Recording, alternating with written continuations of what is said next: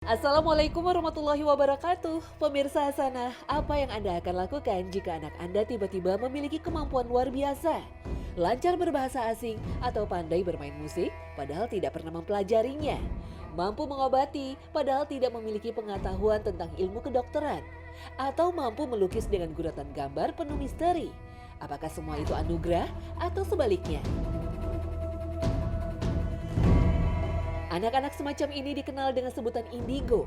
Kemampuannya sering di luar nalar. Ia mampu meramal masa depan, bahkan mengaku mampu melihat dan berbicara dengan makhluk goib.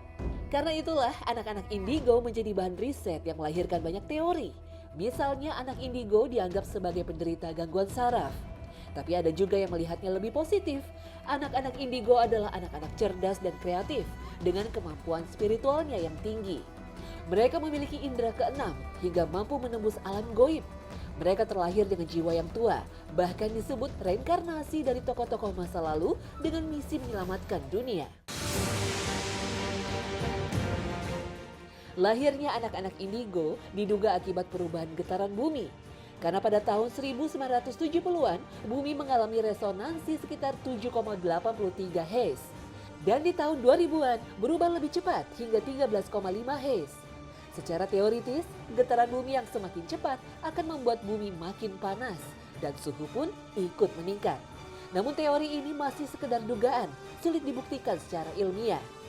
Konsep indigo pertama kali lahir pada era tahun 1970-an yang dipopulerkan oleh seorang paranormal bernama Nancy Eintype. Ia mengkaitkan fenomena indigo dengan ilmu pseudoscience atau yang kita kenal dengan warna aura tubuh. Anak indigo jika difoto aura, medan energi di sekitar tubuhnya berwarna indigo atau nila.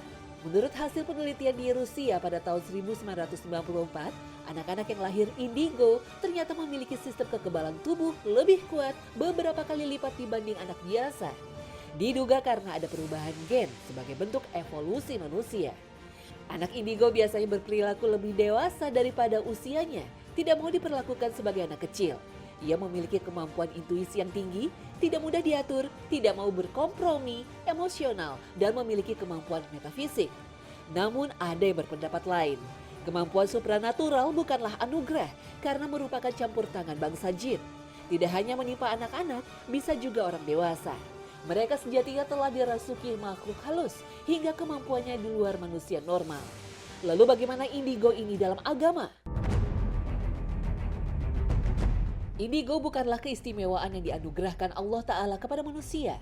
Dalam literatur Islam tidak dikenal istilah indigo. Keistimewaan yang Allah turunkan pada orang-orang soleh disebut karomah. Namun karomah tidak bisa dipelajari dan kejadiannya tidak bisa berulang.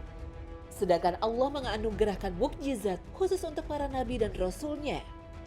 Nabi Sulaiman misalnya dianugerahi Allah kemampuan untuk menaklukkan bangsa jin sebagaimana firman Allah Ta'ala. Kami telah tundukkan pula kepada Sulaiman segolongan syaitan-syaitan yang menyelam ke dalam laut untuknya dan mengerjakan pekerjaan selain daripada itu. Dan kami yang menjaga mereka itu. Al-Quran Surah Al-Anbiya ayat 82.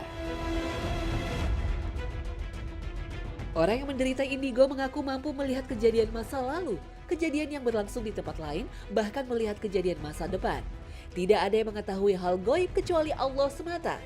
Allah Ta'ala berfirman, Dia adalah Tuhan yang mengetahui yang goib dan Dia tidak memperlihatkan kepada seorang pun tentang yang goib itu, kecuali kepada Rasul yang diridhoinya.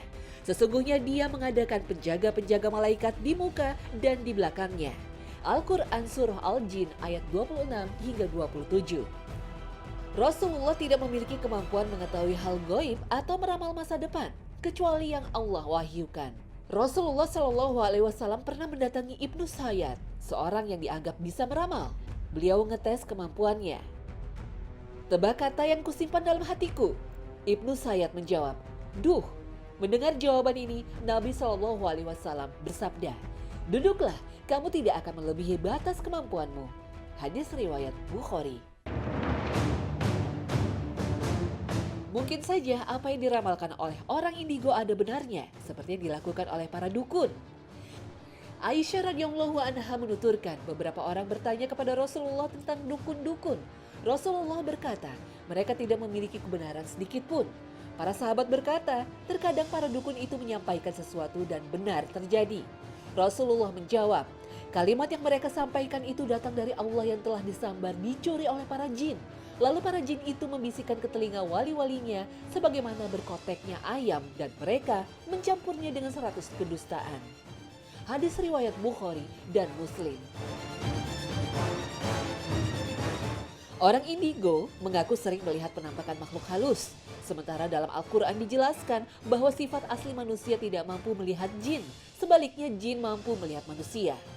Sesungguhnya dia, iblis dan kabilahnya semua jin bisa melihat kalian dari suatu tempat yang kalian tidak bisa melihat mereka.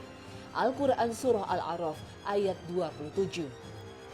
Namun manusia bisa melihat jin setelah menjelma menjadi makhluk lain, seperti binatang atau manusia, sebagaimana kisah Ubay bin Ka'ab radhiyallahu anhu. Suatu ketika Ubay pernah menangkap jin yang mencuri makanannya.